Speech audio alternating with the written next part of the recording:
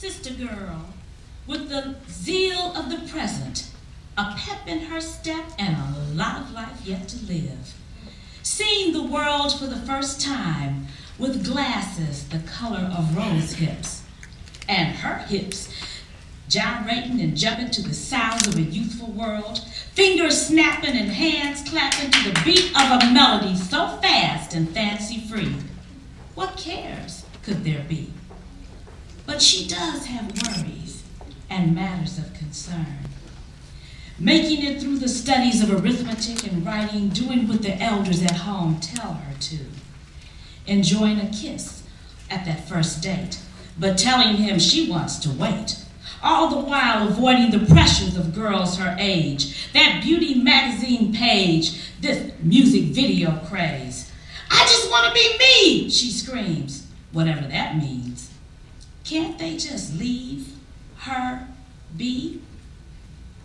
Everybody thinks it's easy, but deep inside she searches for meaning.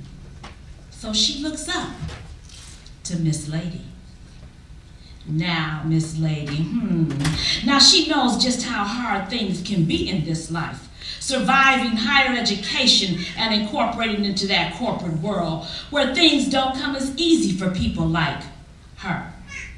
Waking early hours to suit up and high heel down the corridors where those doors to her kind were once closed and locked.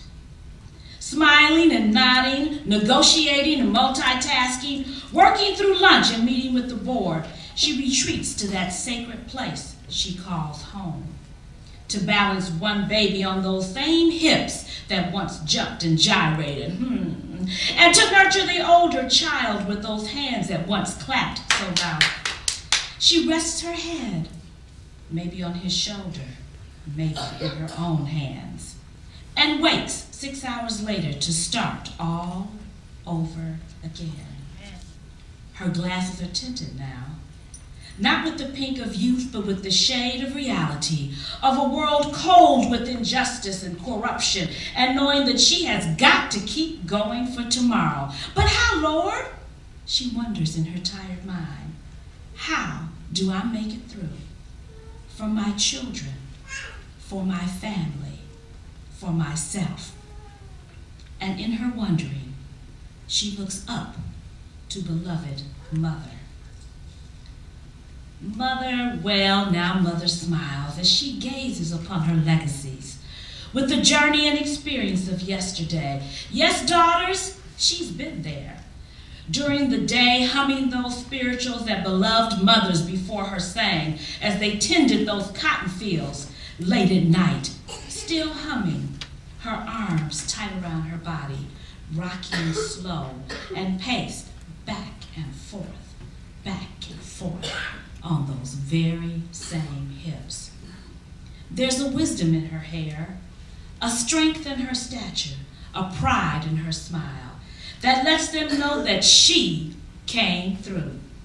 Through the cries of birthing babies and through the shouts of highest praise, through the moans of grief-stricken prayers and through the screams of marches and protests, through the pangs of hungry bellies and through the strain of broken hearts.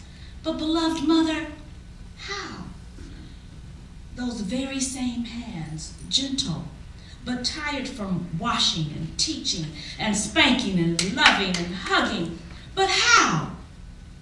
No need to wear her glasses now, for she has seen it all and has nothing to hide.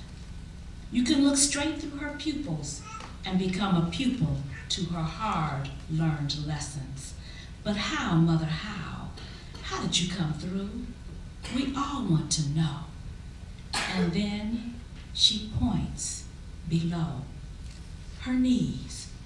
Her knees, once brown and shiny, now dark and black and beautifully worn from hours spent kneeling beside her bed, on the kitchen floor, in the closet by the door, with clasped hands and a bowed head, or hands upraised or lying prostrate, praying for her children, praying for her husband, praying for her strength to keep on keeping on.